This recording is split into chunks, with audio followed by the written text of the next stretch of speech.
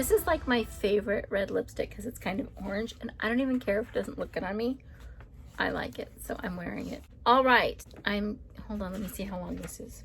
Okay, it's short, so I'm thinking we can get this done in not like a half an hour this time. Oh my Lord. November 14th, the cost of splitting. To birth the baby and to dwell on the baby at the same time engenders madness. Ew, isn't that, I feel like that kind of has to do with what I said yesterday about my friends that, the baby. Anyway, oh God, I can't pronounce this name. Shogyam Trungpa? Sorry, Shogyam. Try as we will, we cannot be both participant and observer at the same time without splitting ourselves. Madness, it seems, is the cost of splitting ourselves in the midst of our experience. Ooh. To dwell on our next gesture or to reply while a truth is being shared splits the heart's capacity to feel. To dwell on our bodies while making love splits the capacity of two hearts to bond. Holy crap. Oh my God, I just have so many thoughts about that right now. I won't go into it. To dwell on our reward while performing a kindness splits our authenticity. Ooh. It is at times the hardest thing a human being must do. When looking in the eye of a dear one, we must look in the very eye of that dear one. When stepping on a dried leaf, we must be there stepping on the very dryness of that hardened leaf. When feeling the face of a stranger's dog, we must, without distraction, feel the dog's panting in the cavern of our heart. Oh, man. All right, so I'm going to still try to keep it brief, but I want to go back. To dwell on our bodies while making love splits the capacity of two hearts to bond. So many times. All right, first let me just say, I have a ton of guy friends, and I don't know why. Well, not like, I don't know, still like friends from high school, and that we've kind of reconnected online. Our lives have taken us all over the world. And I'm gonna say the ones that are the least happy in their marriages are the ones who either they themselves have body shame issues or their wives, girlfriends, or partners have body shame issues, and they don't ever want to be touched in certain places or to be seen in the light.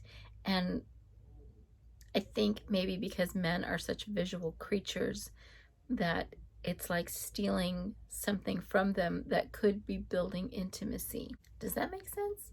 Even my aunt, a long time ago before she passed away, she was like the workout queen. She just, she had like an 18-inch waist at some point, like she worked out that much.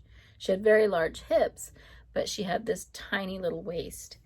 And after she had her daughter, and now she had her daughter with a Persian man, and after she had her daughter, she had, a big tummy, and she had gotten very soft and fluffy, and her thighs were bigger, her belly was big and fluffy, and she had boobs like for the first time in her life. And I remember her telling me that her daughter's father would grab her by the belly and like he liked it, like that chubby is there because of, my baby. And it weirded her out. Like he thought she was wildly attractive, this new Rubenesque, ultra voluptuous body. He loved it, and he would grab onto her and be like, it was very carnal with her. And she was completely weirded out. She was like, on the one hand, I'm kind of glad that he's still attracted to me. But on the other hand, it just makes me uncomfortable. She didn't want to take her clothes off in front of him anymore. And I know I've done that. I've been like, don't touch me there. And all that ever did, according to Mr. Nepo, who happens to be a man, was to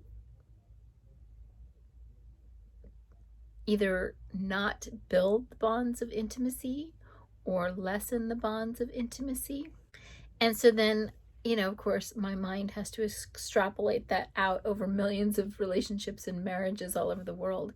And we look at the divorce rate, and I wonder, does that have something to do with it? So is it maybe not so much that people just aren't getting along, or they have irreconcilable differences? Could it be that those first very intimate bonds were never built because we were being weird about our bodies when we could have just been enjoying the moment of intimacy and love with our partners,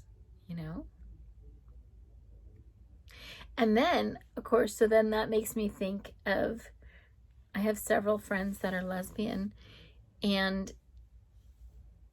very few of them really make sure their body is, like they have a gym body. Most of my lesbian friends have mom bods, whether they're a mom or not. And in fact, one time I became friends with this woman because she used to sell t-shirts. She had all kinds of cute t-shirts, and they were all lesbian centric. I don't know if that's the right word, but they all said something, it was lesbian culture shirts. But she was very athletic. She works out all the time, and she, is mindful of her diet. And so she had tons of shirts, from small to large and like double XL. And we were selling these shirts. And here's the other thing. She doesn't look like a lesbian. She has long hair. She's in great shape. And she, I guess, doesn't look the part. She doesn't have a flat top and a trucker hat or something. Not enough flannel in her wardrobe. I don't know. But this couple of gals came over, and they were larger gals. I want to say they were triple and 4X size gals. And because my friend didn't look lesbian enough for them, I guess, they said something like, if you want to sell to the lesbians, you got to make the shirts in our sizes. And my friend turned around and was like, so I think they bought a shirt and walked off. And then we had a little bit of conversation about that. But I was thinking about that. I'm like, oh, my lesbian friends kind of have it figured out. They don't give a shit about their extra, pudgy tummy. I call it dog boobs. Like when you bend over and you have your boobs, and then you have these other two rolls. Those are doggy boobies. My lesbian friends don't care anything about that, except this one, my one sweet friend. I call her baklava. So if she's watching, it's because she's Filipino. And in the Philippines, the word for gay or maybe it's lesbian, maybe it's gay, I don't know. Anyways, is bakla. And so she had that on her hat. In fact, she was wearing it that day. Her hat said bakla. And I was like, oh, you're my little baklava. And so she's really like my only, that I know for sure, is a lesbian friend who's in really good shape. Anyway, not that, but I have a lesbian body now that I'm thinking about it.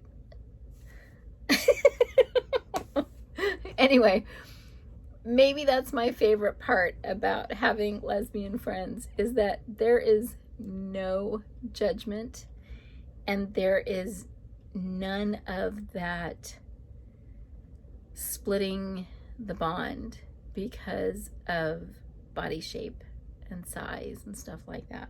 So I'm going to tell you, the lesbian ladies have that market cornered, right? Center yourself, and as you meditate, See yourself in the room meditating. With each successive breath, practice shedding the first room and then the room of your mind. As you breathe, try not to think or watch anything. Just feel for the air coming and going. That's kind of interesting. They say that, who said that? Is it Eckhart, how do we say his name? Eckhart Tolle? Eckhart Tolle? I always say Eckhart Tolle, so I'm probably saying it wrong. You know who I mean. The little weird, kind of nerdy looking dude. Beautiful brain. Anyway, someone asked him something one time about meditating, and his response was like, if the only thing you ever do is focus on your breath and control your breathing, you're like 100 times ahead of the game. Something like that. Maybe that's not it. Anyway, don't quote me on that. All right. Well, I love you, and I'm glad you showed up to hang out with my weird ass. My weird, large ass. Oh, Lord. Oh, Lord. Oh, Lord. All right. You have a fabulous day or night, and hopefully I will see you tomorrow if I haven't completely alienated you or freaked you out. Okay? Bye.